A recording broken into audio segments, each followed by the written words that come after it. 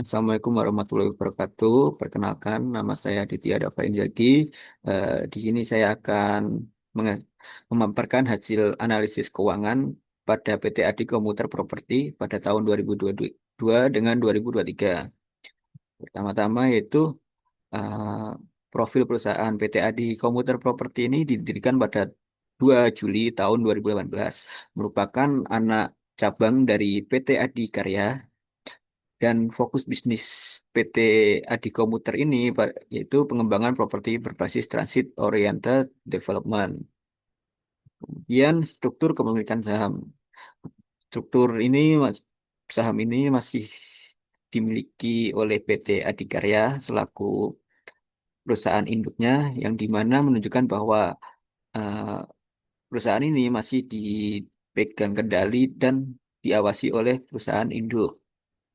Selanjutnya, kinerja manajemen dalam konteks laba operasional berbasis aset. Di sini kita lihat untuk NOWC meningkat, menunjukkan likuiditas operasional meningkat, kemudian TOC-nya fokus ke model aset ringan, meskipun pada tahun 2023 tidak ada aset sama sekali. Secara keseluruhan, ADCP berhasil mengolah modal kerja dan menghasilkan laba operasional lebih tinggi tanpa peningkatan aset tetap.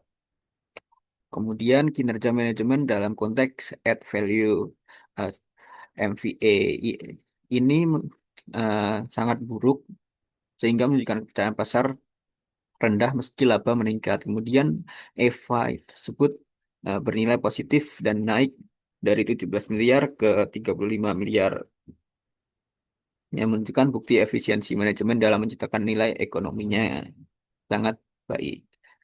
Kemudian karakteristik fundamental perusahaan dari segi profitabilitas, efisiensi aset, dan likuiditas itu sangat baik, tetapi pada quick and cash ratio-nya masih sangat rendah dan saham undervalued. Nah, nah, Meskipun kinerja keuangannya positif, nilai pasar saham masih undervalued, mencerminkan perusahaan perlu peningkatan kepercayaan investor melalui komunikasi yang lebih efektif. Kemudian struktur modal. Dari perhitungan debt to capital itu naik 3 kali lipat dari tahun 2022 ke 2023. Sumber pendanaannya itu dari obligasi sebesar 499 miliar, kemudian suku ijarah 499 miliar, dan utang lembaga keuangan bank sebesar 319 miliar. Menunjukkan bahwa perusahaan sedang melakukan ekspansi proyek besar-besaran dan pemanfaatan struktur modal yang efisien.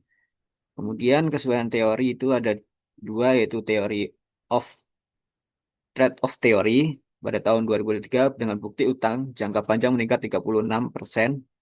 Kemudian backing order, perusahaan itu buktinya lebih dulu menggunakan laba, kemudian utang dan tidak melebihkan saham baru. Kemudian analisis kebijakan dividen. Pada tahun 2022 perusahaan membagikan dividen sebesar 24,82%. Kemudian yang tahun 2003 perusahaan tidak membagikan sama sekali dividen, secara keseluruhan laba ditahan untuk kebutuhan ekspansi proyek dan kebutuhan modal kerja. Kebijakan dividen dengan relevansi sinyal teori tahun 2023 dengan bukti pembagian dividen sebesar 26 miliar merupakan sinyal positif bahwa manajemen optimis terhadap kinerja dan ROICAS. Untuk tahun 2023 tidak membagikan dividen secara keseluruhan, artinya sinyal fokus untuk ekspansi perusahaan.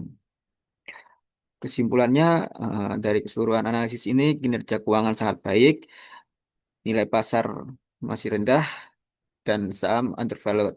Kemudian struktur modalnya itu sangat mendukung untuk ekspansi karena sangat besar sekali dananya. Yang terakhir itu saran yaitu mungkin optimalkan struktur utang agar tetap sehat. Kedua, tingkatkan kepercayaan pasar lewat transparansi. Ketiga, perkuat likuiditas dan manajemen kas. Terakhir, pertimbangkan dividen kecil sebagai sinyal positif. Sekian dari saya. Wassalamualaikum warahmatullahi wabarakatuh.